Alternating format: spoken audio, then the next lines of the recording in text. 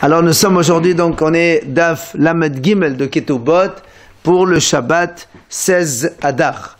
Nous sommes arrivés à la 14e ligne de Daf Lamed Gimel de Ketubot. Rabbi Eliezer Omer, Aidim Zomemin Mamona Mishalmeu Milkal Alaqi Mishum Delao Bene Hatra'a Ninhu. Donc on avait vu précédemment que les faux témoins, bien que normalement, quand quelqu'un il fait un faux témoignage, il transgresse le commandement de l'Ota'ané, il doit prendre 39 coups. Malgré tout, on a dit quand ils font un faux témoignage sur l'argent, ils doivent payer quand même. Pourquoi? Parce qu'on a vu marqué Yad Liyad. Dans la Torah, marqué Yad Liyad, Ayn Biyad. On a dit Yad Liyad, c'est quelque chose qui se donne de main en main. Donc la Torah l'a précisé pour les faux témoins, il faut qu'ils payent.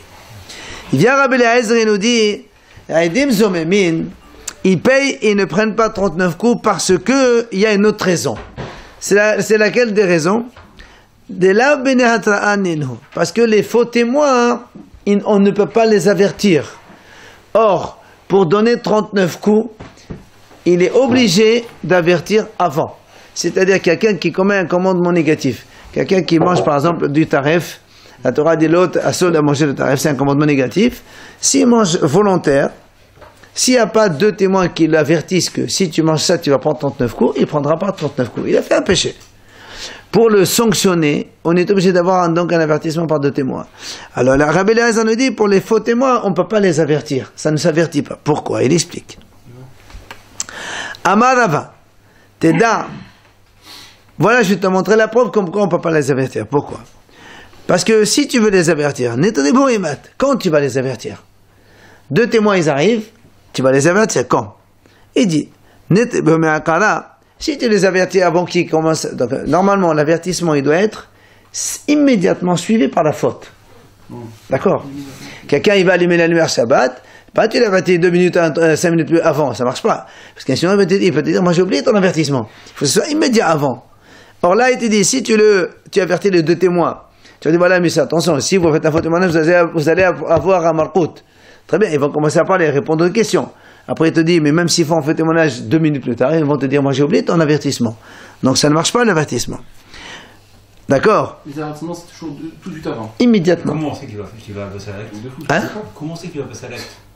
Il va quoi? Comment on sait qu'il va passer à l'acte? Non, au cas où. Non.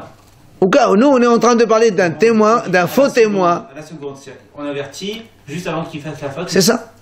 Ben, les deux témoins, les témoins ils sont là. Les témoins ils disent voilà monsieur, tu ne manges pas le cochon. Il a mangé de suite. Ça y est, gamin. On l'avertit, suivez. L'action suit immédiatement l'avertissement. C'est ce que dit ici. Si tu vas les avertir avant même qu'ils commencent, ils vont te dire moi j'ai oublié pendant le temps. Maintenant, imaginons que tu vas les avertir pendant qu'ils parlent. Il parle, à chaque fois tu dis attention, tu vas faire ton témoignage, tu prends 39 coups aussi. Alors tu dis dans ces cas-là, pas si Velam Sadi. Les témoins ils vont te dire attends, mais je me casse la tête, moi je ne vais pas témoigner, c'est tout. Oh. Si tu vas les avertir à la fin, c'est terminé, ça ne vaut plus rien. Donc comme les faux témoins on ne peut pas les avertir, donc il n'y a pas de malkout. Voilà pourquoi ils payent. Voilà la raison de Rabbi Eliezer. Et donc les faux témoins, il y a malkout plus paiement. Quand pour le malkout il n'y a pas d'avertissement, pour l'argent, on n'a pas besoin d'avertir, il paye. Matrifla Abaye, pardon, il n'y a pas d'avertissement pour l'argent, non. Si quelqu'un il vaut de l'argent, on va lui dire attention si tu voles. C'est autre chose. Là, on parle d'argent ici. On parle d'argent. Matrifla Abaye, alors Abaye pose une question, il dit pourquoi? Venez Tebo, peut-être qu'il y a des débours. Tu peux très bien faire l'avertissement juste avant qu'il commence à répondre aux questions. C'est immédiat.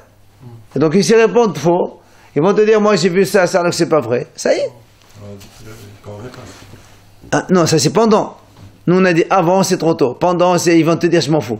Mais c'est pas pendant, juste avant qu'ils commencent à parler. Et Rabaha, il donne une autre objection. Il dit très bien. Rabaha, il dit, on peut très bien les avertir un quart d'heure à l'avance. Et après, de temps à autre, on leur fait une petite allusion. Attention, hein. Voilà. Hadar Amar Abaye. Il vient Abaye, il revient, il dit non. Ce que j'ai dit comme objection, c'est pas bon. Là, c'est pas bon, mon objection. Pourquoi?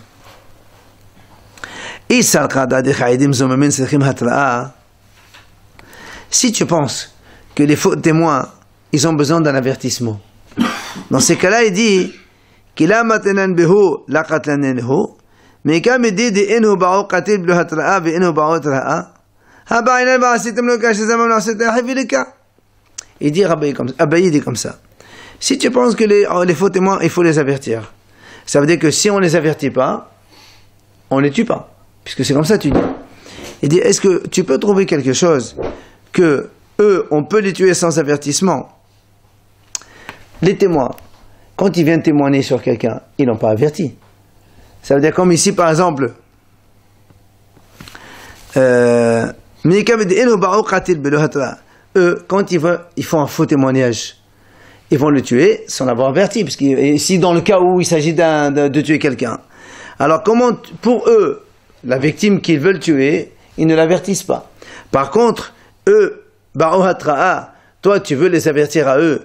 Nous, on sait très bien que les témoins, quand on dit, la Torah dit donc les faux témoins, ils doivent prendre la même sanction que la victime à laquelle ils voulaient faire quelque chose. Or, si la victime, ils allaient eux le tuer sans avertissement, pourquoi tu voudrais exiger un avertissement pour les faux témoins? Donc ça ne marche pas, cette question de avertir les faux témoins, ça ne marche pas. D'accord? Pour l'argent, c'est la même chose alors. Justement, de façon générale, comme les Aidim Zomamim, ça ne marche pas, alors ils te disent non, ça ne marche pas. Donc ça veut dire que ce qu'on a pris comme preuve, que les Aidim Zomamim, ils payent, ils prennent mal côte, ça marche. Toi, tu as dit non, il faut les avertir, non, il ne faut pas les avertir. Alors Rav Sama, il objecte, il dit attends, et là, ben Gadasho ben Hanasad, et là, Mika Haché Zamam Qamet Rabbe, les Behatana. Alors, dans ce cas-là, ce qu'on a vu, nous, dans la première Mishnah de Makot, c'est marqué. Imagine deux messieurs, ils disent témoins, nous sommes témoins que ce monsieur-là, il est né d'un Kohen avec une divorcée. Ça veut dire qu'il est halal. Imaginons que le témoignage il est faux. Qu'est-ce qu'on va dire? Eux ils deviennent halal, c'est pas possible. Là-bas, il y a malkout. Alors tu vas me dire là-bas aussi, il n'y a pas de hatra? Il faut un avertissement. Mais c'est pas Edim Zomamim, là. Si. Pas de Zomamim. Alors, il lui répond, non monsieur. Comme dans la Torah c'est marqué Mishpat Ehad, tous ces mêmes, que ce soit avec Ben Grosham El Hanoussa ou que ce soit dans d'autres domaines, un Eidzom même, on n'a pas besoin de l'avertir. Ça, c'est pour le Eidim Zomamim. N'oublions pas que nous, on a pris comme référence deux cas, les faux témoins et le Hovel Bahavero, celui qui blesse son prochain. Vous vous rappelez? On a dit que quelqu'un, il frappe, normalement, un Bédine, quand il va donner Marcout, il donne 39 coups. La Torah a dit, attention, pas un coup de plus. Si tu donnes un coup de plus, après tu le blesses, c'est Malkout. Le Yosif, c'est marqué dans la Torah. Et nous, on a dit là-bas, malgré tout, s'il le blesse, il paye, il ne prend pas 39 coups. C'est parce qu'on a dit dans la Torah, c'est marqué, comme il a dit là aussi, Iken inatenbo. Inaten, c'est donner. Donc, celui qui blesse son prochain, il doit lui payer indemnisation de ce qu'il a fait comme blessure. Donc, de l'argent, il ne prend pas de coups. Alors, normalement, il devait prendre des coups. Alors, il dit, Rav Shesha, aussi, il dit, moi aussi, j'ai une autre preuve. Balé de l'avedi, Amal. On a mis celui qui blesse son prochain. Donc, normalement, il est hayav de deux choses. Hayav malkout, il doit payer. Mais, normalement, quand il est hayav malkout, il ne paye pas. Et bien, nous, on a décidé le contraire. Il va payer, mais il n'est pas hayav malkout. On a expliqué une raison avant. Maintenant, il donne une autre raison lui-même. Il dit, mais on apprend ça d'ici. C'est marqué dans la Torah. Ces deux personnes se disputent entre eux. Sans faire exprès, l'un, il frappe, il frappe le ventre d'une femme enceinte. Et elle avorte, il meurt le bébé. Rabbi Elazar dit, on parle ici en fait d'une dispute que un il voulait tuer l'autre. Parce que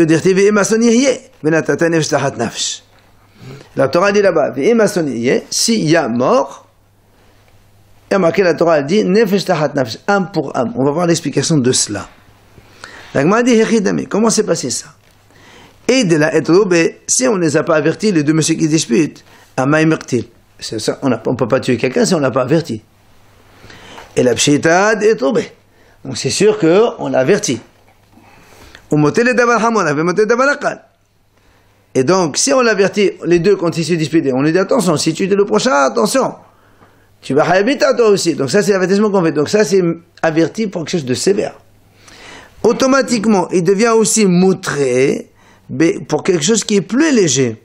C'est quoi quelque chose de plus léger? C'est s'il le frappe, le blessé, tout simplement, d'accord, il paye.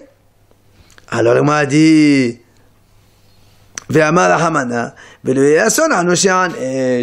et la Torah l'a dit là-bas, ici il n'y a pas de mort, il faut qu'il paye. Donc tu vois bien que quoi?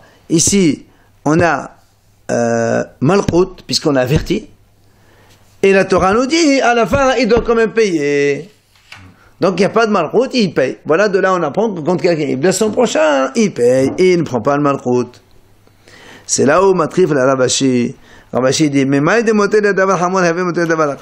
pourquoi tu as dit que quand quelqu'un il est averti pour quelque chose de sévère, il est automatiquement averti pour le plus léger? C'est-à-dire celui-là, quand on l'avertit de ne pas tuer, au cas où il blesse, ça s'appelle aussi averti. Qui t'a dit que c'est comme ça que ça marche? Peut-être que quand on avertit pour la mort, il n'est pas averti pour les coups. Et donc automatiquement, ici, on n'a pas les deux pour les coups. Des malavés. Peut-être que non. Maintenant, même si tu veux me dire, oui, même quand on est averti pour une mort sévère, on est averti pour quelque chose de plus léger, c'est des coups. Mais Maïdemita Hamura, qui t'a dit que la mort c'est plus sévère? Dilma Malchut Hamur. Peut-être que le Malchut c'est plus sévère que la mort. Il apporte la preuve. Il a dit à Madab, il m'a dit Hananel Michel Azariah par Hananel Salma.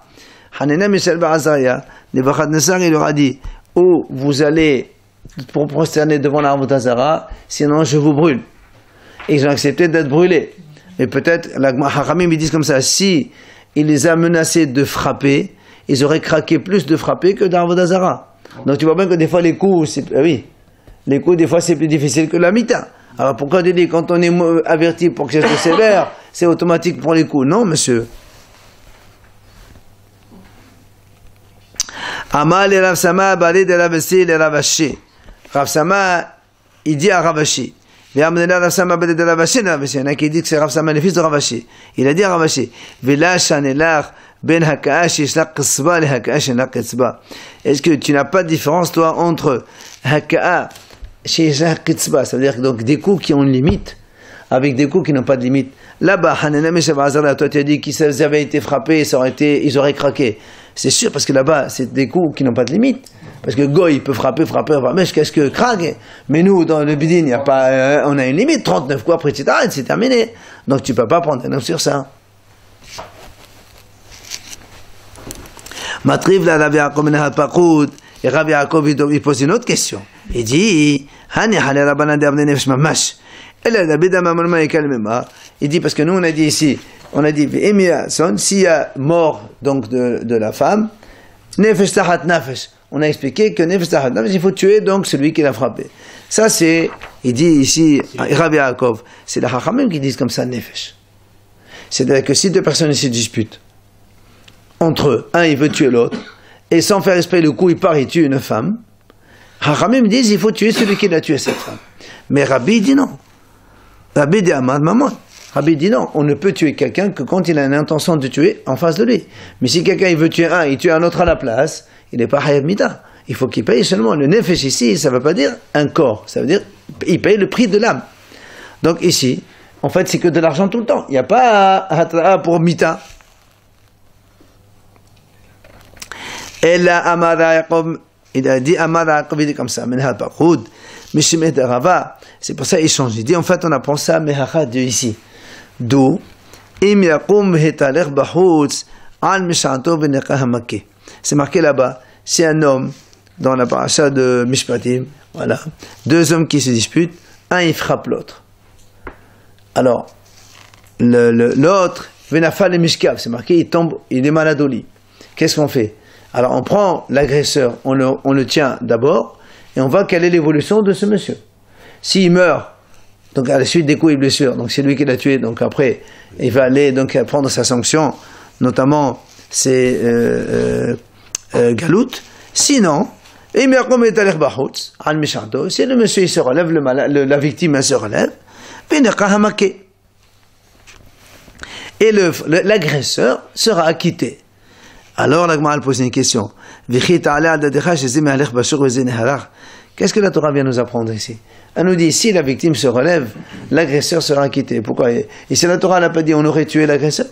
Est-ce que tu connais toi un cas où un monsieur il frappe un autre, la victime elle est vivante, il faut tuer le monsieur? On n'a jamais vu ça.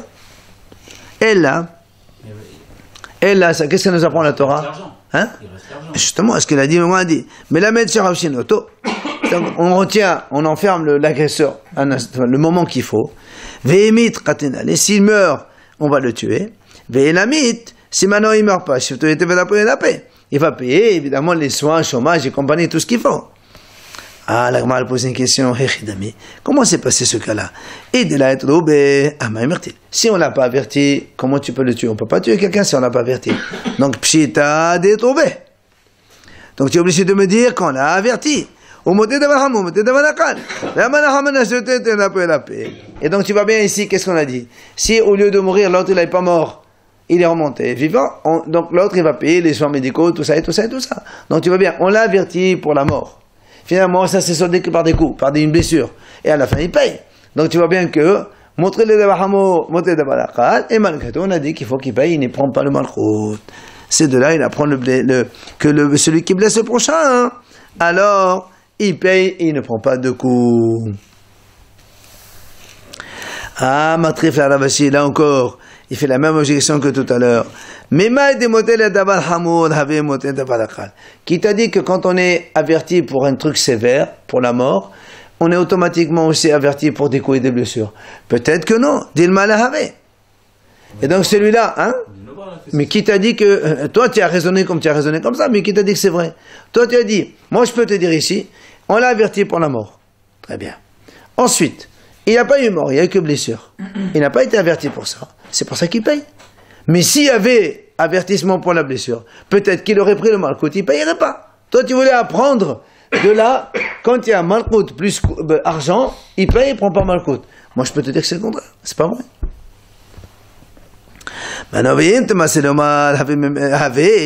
Ici, tu me dis que, malgré tout, quand on est averti pour des choses sévères, on est aussi averti pour des coups et des blessures. Mais Maïdi Metahamora, qui t'a dit que la mort, c'est plus sévère que des coups? Peut-être que les coups, c'est beaucoup plus grave. Comme on a dit tout à l'heure, si on avait obligé, on avait frappé, donc de façon dure, ils auraient adoré, fait l'arbre d'Azara, au lieu de, ils n'ont pas pu résister.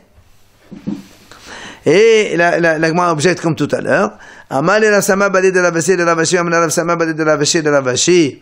Donc, il lui a dit,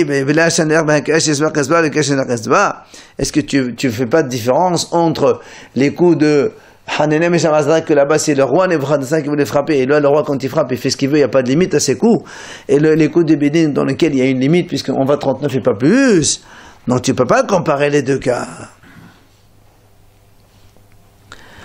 Ah, la Gemara dit, matrif la ramadi b'me'adib mezid v'neka mechtala dilma b'shorei unaka megalut kashya.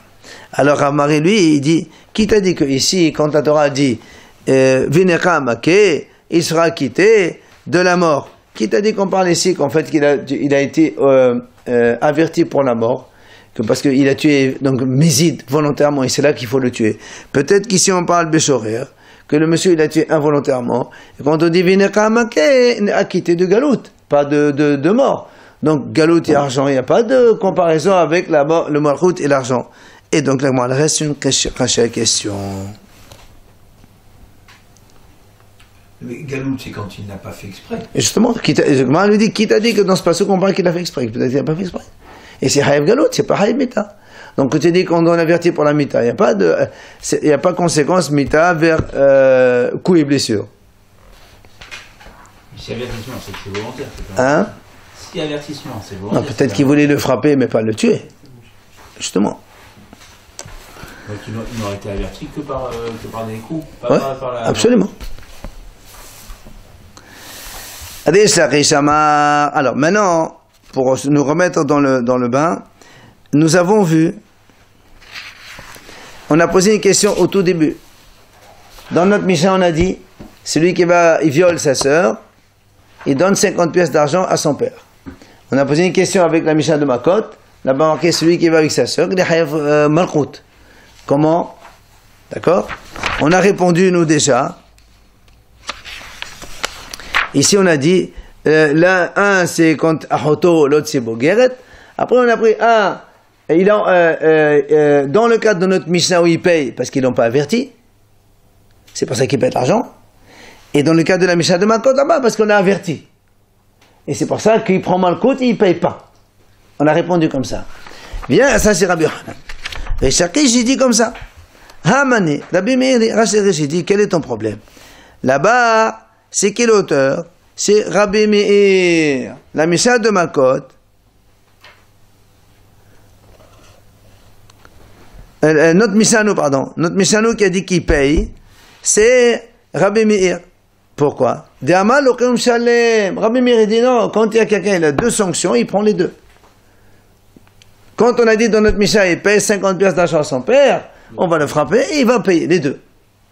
Ouais, c'est l'avis de Rabbi Meir. Ah, l'agma a dit, et Rabbi Meir, aflobitonami. Si c'est Rabbi Meir l'auteur de cette Mishnah, alors pourquoi dans la Mishnah suivante, on va dire que si quelqu'un, il viole sa fille, il n'y a pas de knas. Et qui va payer? À lui. Ou je sais pas. En tout cas, là-bas, il est marqué, il n'y a pas de knas. Alors, si tu me dis que Rabbi Meir, il dit, l'ocheum shalem, il faut faire les deux. Quelle est la différence sa sœur et sa fille? Ça veut dire qu'il faudrait qu'il... Bon, il ne peut pas payer, mais à ce moment, il aurait les coûts. Oui, mais là-bas, on a dit pas tour, carrément. Il ne paye pas 50 pièces. Il ne reçoit pas de coûts non plus. Ça, on ne sait pas le coût. C'est pas notre problème pour l'instant, nous. Hein? C'est quoi la sentence? Il ne doit pas les payer au père. C'est celui-là. C'est pas un coup, peut-être pas mal, peut-être autre chose. Non, mais attends, peut-être que quand il paye, enfin, on verra dans la Mishnah là-bas de quoi on parle exactement, mais en tout cas, la Mishnah là-bas dit pas tour. Pourquoi c'est pas tour? Ici, non, pas tour de Khnas, là-bas on parle. On parle de Khnas. C'est pour ça que la si, selon notre Mishnah, l'auteur, c'est Rabbi Meir, quand tu viens de dire maintenant. Donc cette Mishnah à l'autre, c'est la même chose. Et donc Rabbi Meir, il continue. Là-bas, il te dit, sa sœur, tu payes. Et sa fille, tu payes pas. Pourquoi tu payes pas sa fille? C'est la même chose, non? Mais c'est vrai que c'est sa fille. Non, parce que dans les deux... Non, Rabbi Meir, lui, il dit comme ça. Quand il y a deux sanctions, on applique les deux sanctions.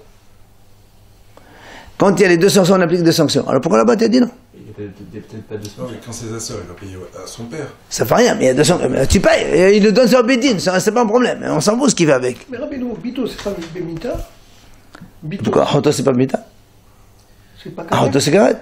Non, mais Mita, par Bedin, Bito, non? C'est ce que la morale va objecter comme ça. Tu peux me répondre.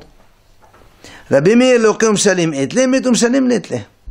Rabbi Meir dit, Malkout, il paye, oui, on fait les deux, mais Mita, là-bas c'est Mita de Bedin, avec la fille, ouais. Tu vas me répondre comme ça, que Mita est payé, peut-être que Rabbi Meir il dit que non, on fait pas les deux. Oui.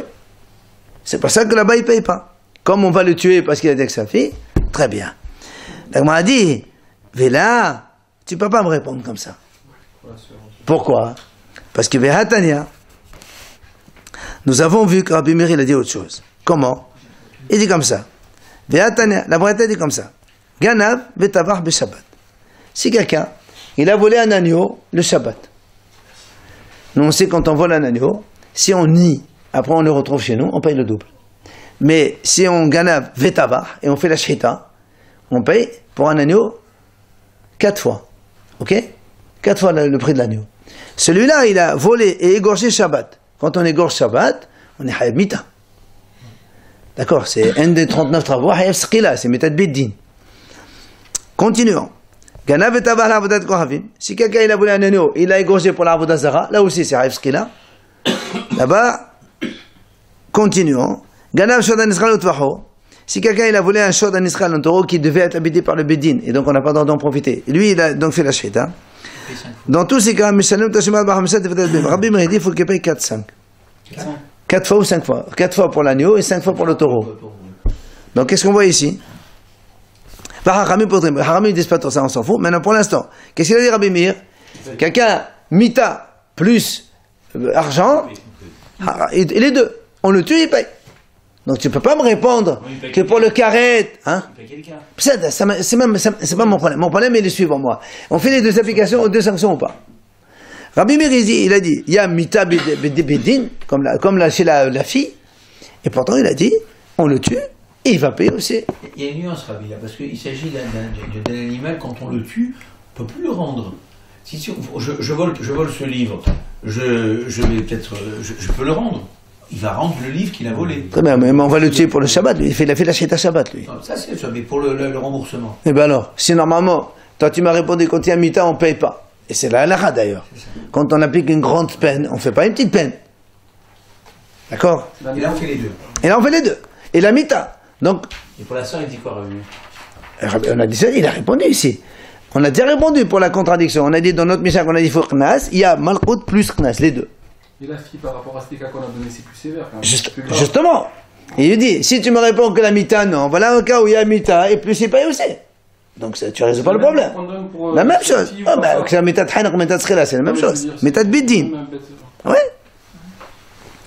Donc c'est pas possible. Tu peux pas me dire, la réponse de Rish Lakish, elle ne marche pas. Ah, l'agma a dit réponse. Il dit, on a déjà répondu sur ça. Que Rabbi Yaakov dit au nom de Rabbi Yochanan.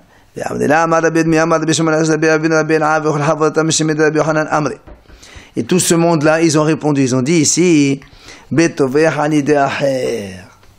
dit, le monsieur qui a volé, c'est pas lui qui a fait la shahita. Il a fait la shahita par quelqu'un d'autre, Shabbat. Donc c'est l'autre qui a fait la shahita, et lui, il va payer. Il y a eu d'autres exemples, Hein? il y a eu d'autres exemples à part celui-là. Ben, tu peux dire la même chose. Sur un iskal aussi, tu veux dire. Ben oui, c'est la Avodah aussi de la même chose. La question a dit que non. La Gemara elle pose une question. La Gemara a dit alors, on a vu que l'autre il fait la shahita et c'est toi qui payes. Où tu as vu ça toi? Normalement, c'est celui qui a... Si tu as volé, tu payes deux. Il ne sait pas s'il a volé, il paye pas. Très bien. Nous on a dit paye 4-5. Il ne sait pas le shochet. Comment il sait pas? C'est pas que c'est un truc volé. Mais c'est Shabbat. Nous, on n'a pas dit que le shahit est payé. Nous on a dit le shahit il va prendre haïmita. Et le monsieur, voilà shahita. Et le monsieur il paye 4-5. Où tu as vu que... Celui qui a volé. Voler, on ne paye pas 4-5, on paye que 2 maximum. Pourquoi 4-5? Il a fait la shahita. C'était pour le truc du Bédine. Non, c'est ça la question.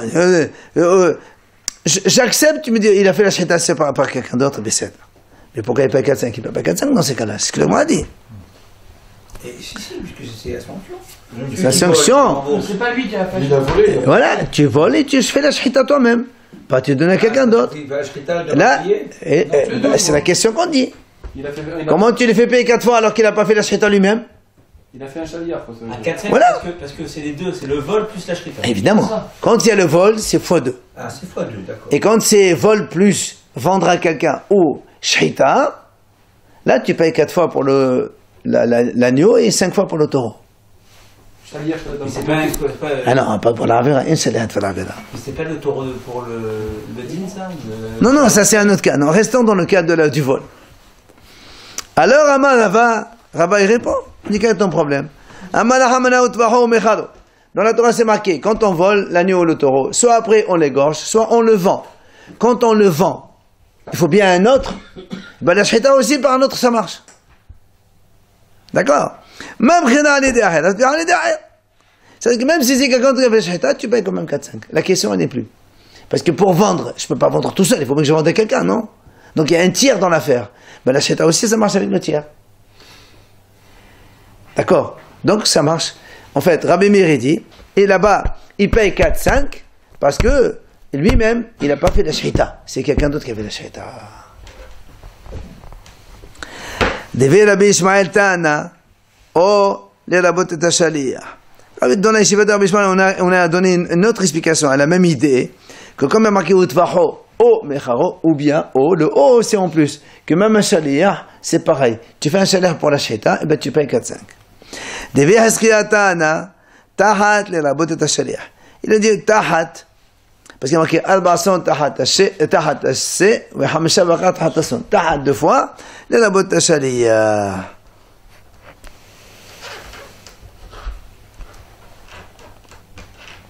Alors, la Gemara dit, Matrif la Morzoutra, il objecte.